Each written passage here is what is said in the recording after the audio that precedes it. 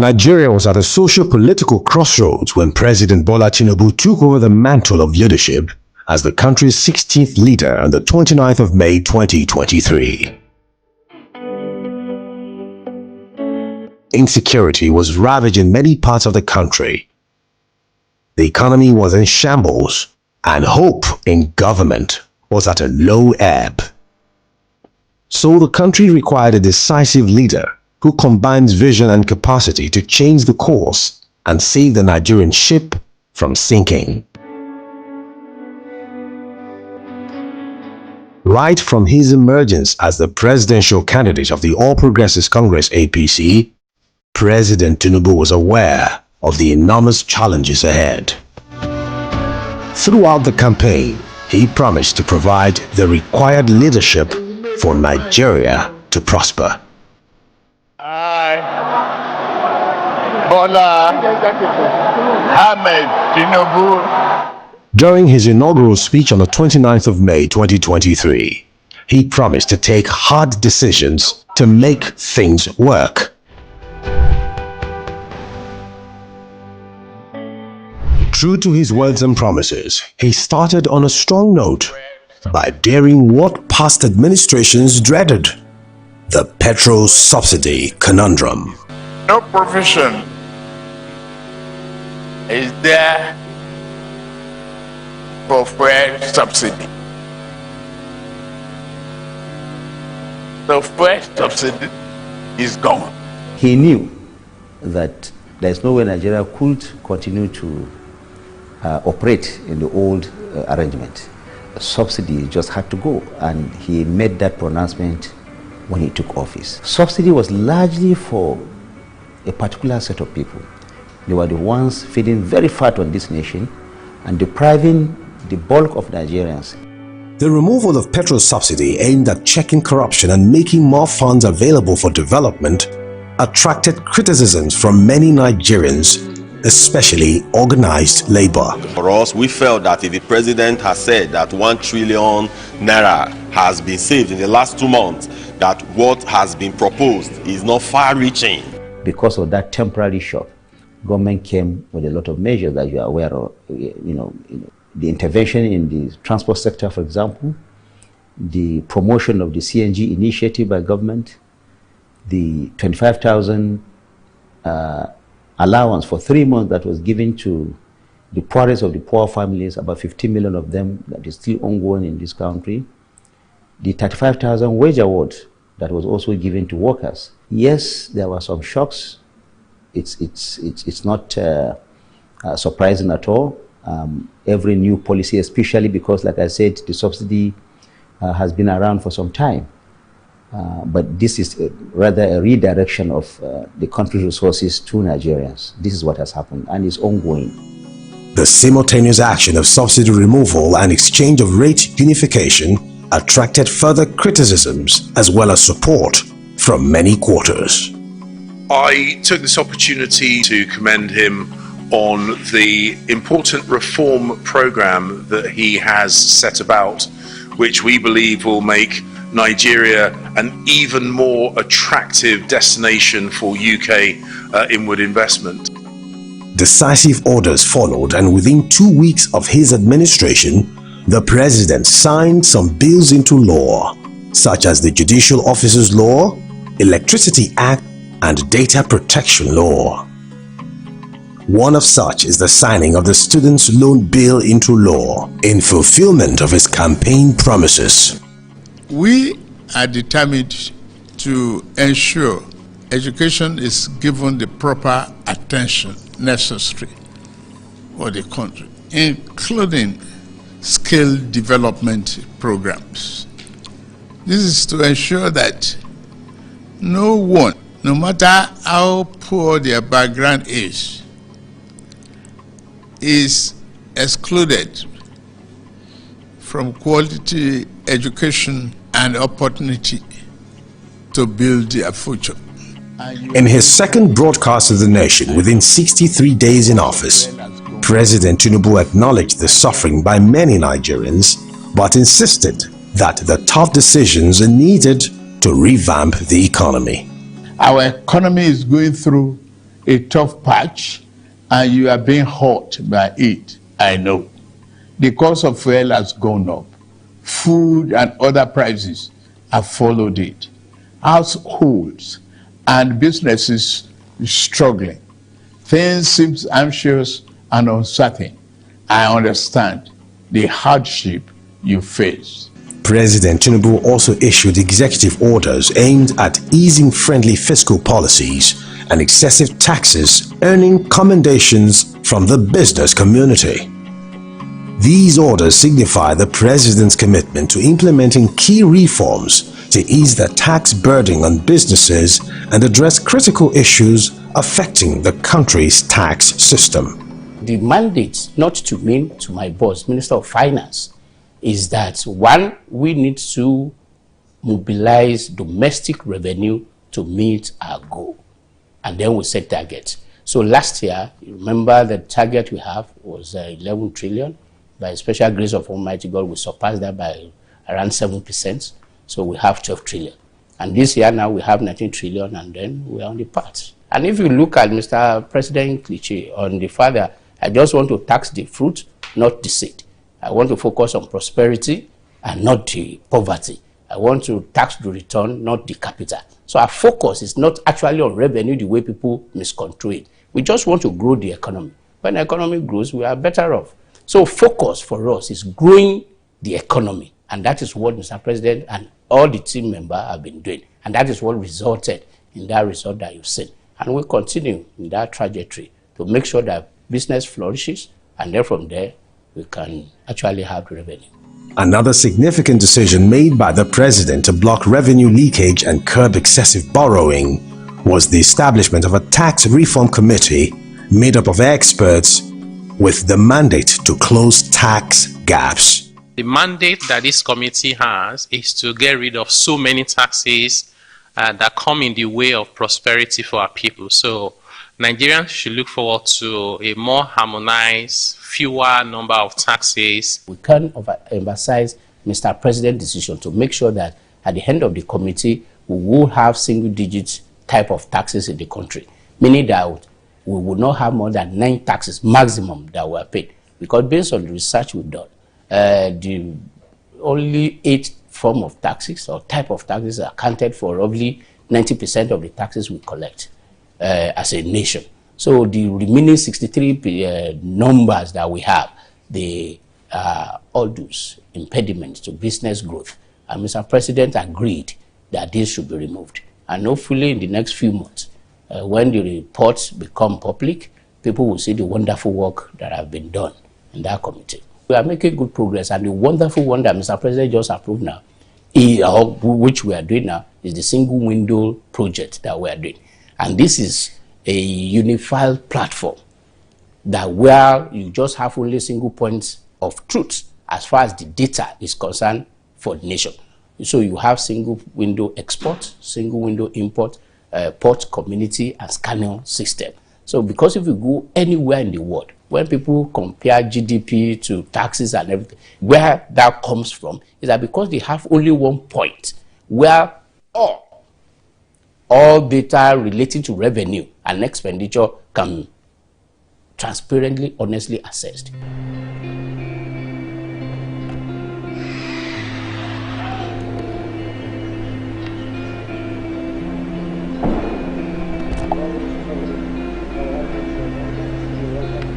In one of his numerous foreign trips, the president told investors in Qatar to report any bribe-seeking government officials directly to him.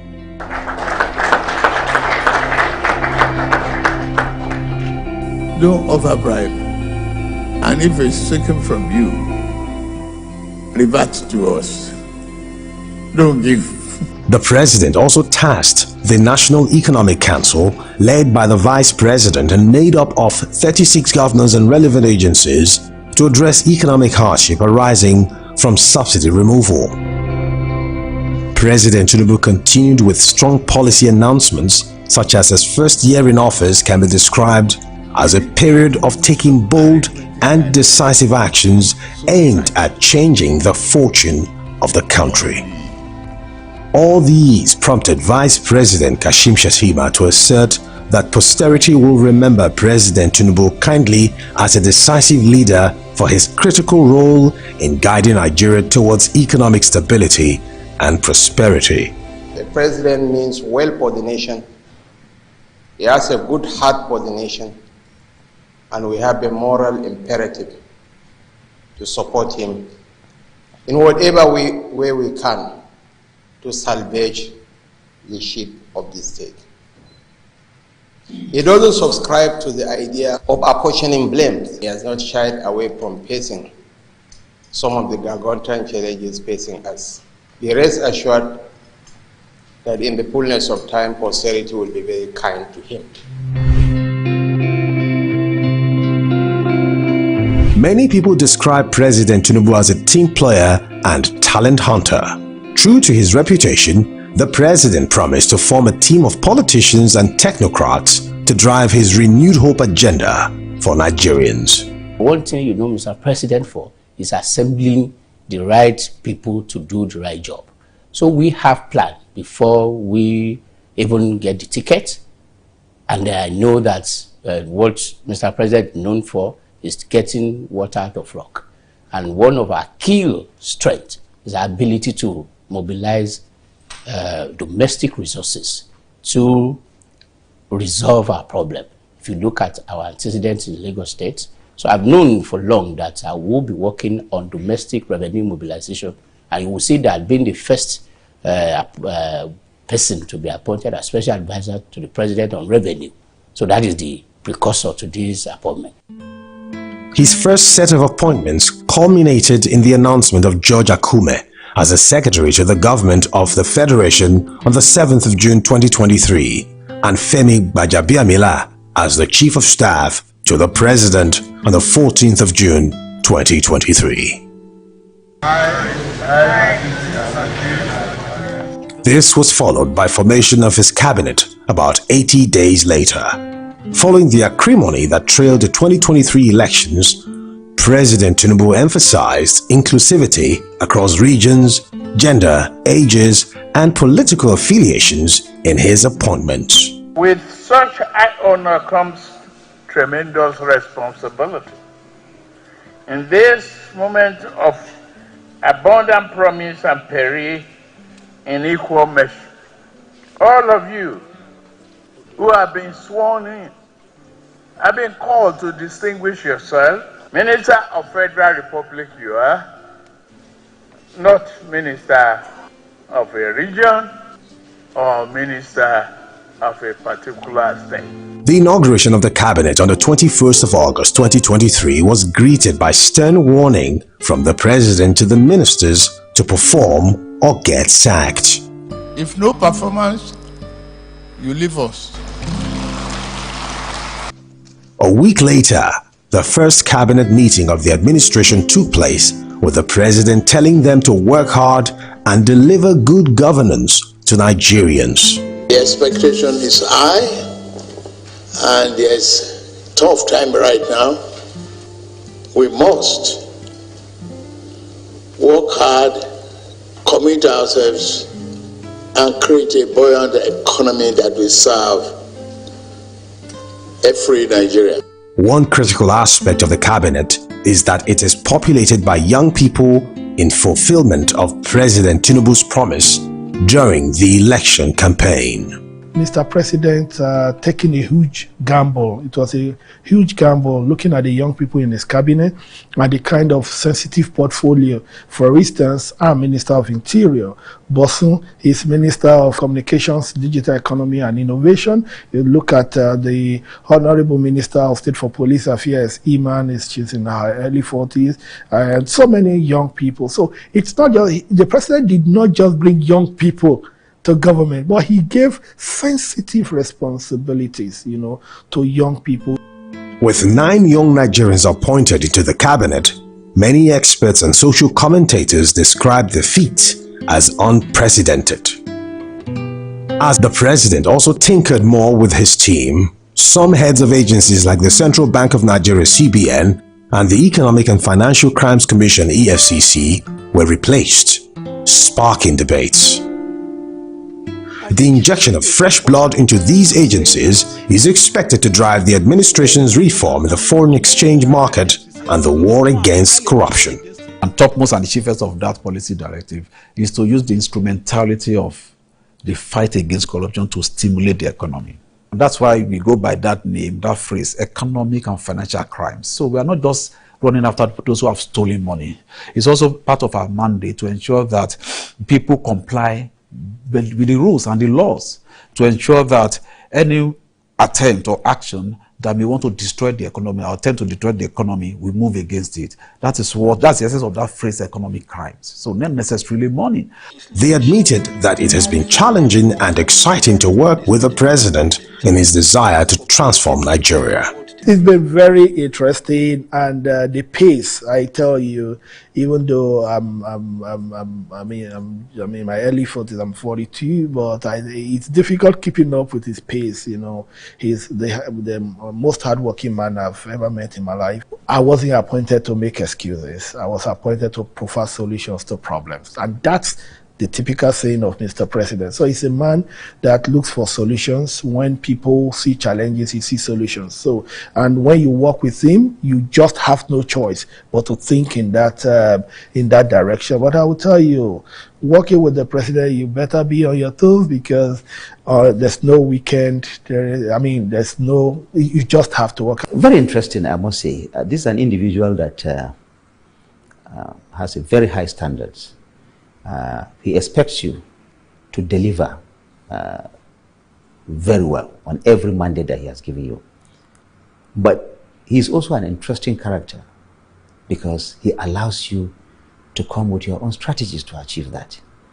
He has a vision, he knows where he's going, but he allows you to take any legal route to that destination. I think he brings out the creativity in everyone that he has appointed. He's been the pillar. I said this, and let me just look at balance, if you permit me, and which will say, monkey the job is where tree near tree. If the trees are not close, monkey will jump and break his leg. Oh, FCG is working. Who? Because there's somebody who's giving support. It's a different thing giving you an appointment, and a different thing allowing you to perform. He gave me a free hand. He has never interfered. Never. He gave me free hand. And I have never requested for anything. Whatever that will be an impediment. So me performing, I go to him, he clears it. Occupying that office under a Democrat, under a leader who understands what it means to fight corruption, under a leader who combines both enforcement and policy to fight corruption. The journey so far has been quite good, even though challenging. I've been having the best of support, both from policy perspective and also from the, encouragement, particularly setting the tone at the top. We must harness the growth potential. Poised to laying the bedrock for lasting transformation and realization of the renewed hope agenda of the administration, the president buried his head in the task. The first gain of that task is that the administration has laid a solid foundation for governance and economic revival. You have the president that understands the fundamental of economics, and which is the key thing for us. Now the trust is being developed within the business community now, that at least we have the direction that we are good. So when we talk about the success of this administration, is understanding the fundamental of economic development, which is the bedrock of everything that we're doing. As part of efforts to alleviate the suffering of Nigerians occasioned by the removal of petrol subsidy, the administration implemented plans to move Nigeria from reliance on fossil fuel to clean energy, such as the compressed natural gas, CNG. This led to the establishment of the Presidential Compressed Natural Gas Initiative, PCNGI. We're focusing on two things. First of all, delivering the CNG into the market so that people can have access to the CNG.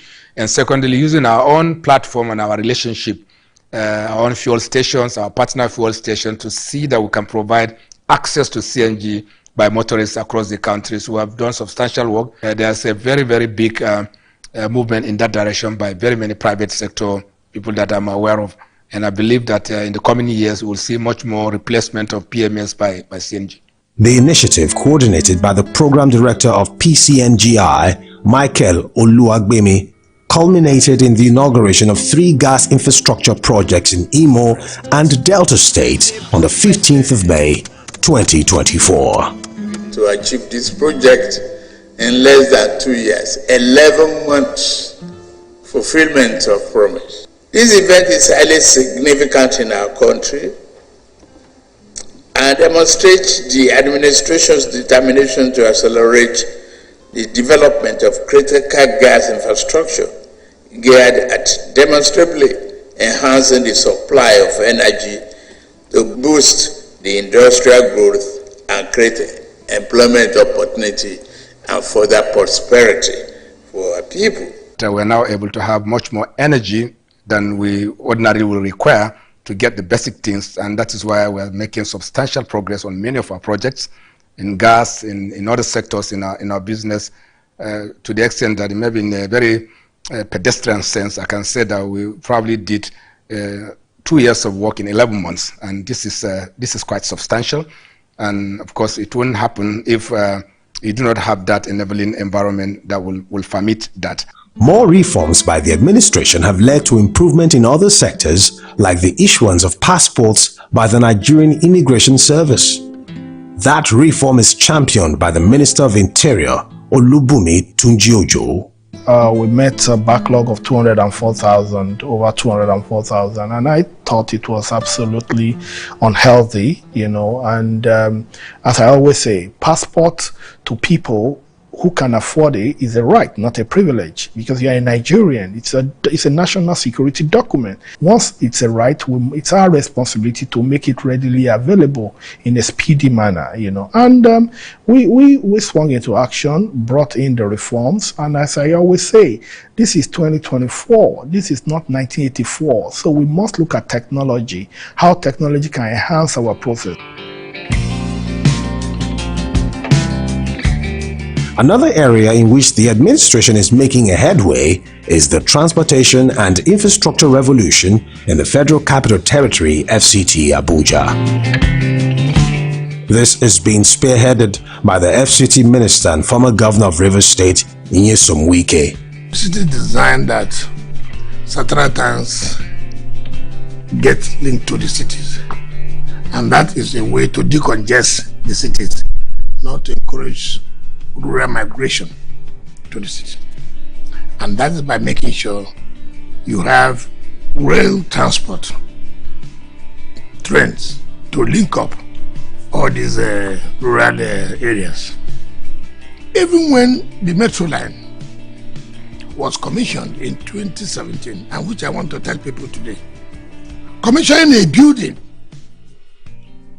does not mean that the metro line is in operation. That the trains, we have done it. Yes. Of what use to the people when it's not in use? And why is it not in use? All the stations do not have access roads. When the Nadamba Association annual conference took place in Abuja, President, when they are to flag it, to declare it open, he said, our chief host, I want to ride on the metro line. Don't give me land. I want to ride on the metro line. In essence, he knows it was not in use. Go and make sure the metro line is in use for the good of the people. It will ease the transportation system. It will afford the rural people to use it and come and go back. We now have to afford the access roads. Today, as I speak to you, if you want to go and watch football from the rural areas, you don't need to take your car. It's not yet hurrah for the administration as challenges remain in various sectors. But the administration is not resting on its laurels in its efforts to convince Nigerians that indeed things are improving. Burden of performance, considering the Ministry of Interior, how integral, how key the ministry is to 200 million people. Of course, that has to be above their expectations. That must be met, in order to deliver the renewed hope agenda of His Excellency. It's no surprise that we are making progress on the basis of a focused leader, whose aim is always to create value, more value, so that everybody else will benefit from it. The federal government is optimistic about Nigeria's changing trajectory under President Bola Tinubu's leadership, and all that is required is for the citizenry to rally round him. This is the time for all of us to rally around our leader, because leadership requires sacrifice. Leadership requires tenacity of purpose. Leadership requires commitment. We have crossed the Rubicon, and the nation is on a path to sustain growth. We're in a hurry. Miracle must be performed. Where were we? Where were we? For us to come out where we were, it takes hard policies. That will be very painful. Very painful. I've never seen in government where in 1 year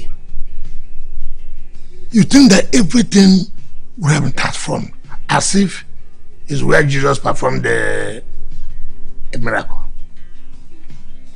The point is, look at NEF cities. It means that if New Hope agenda is real in NEF city, then you must have hope.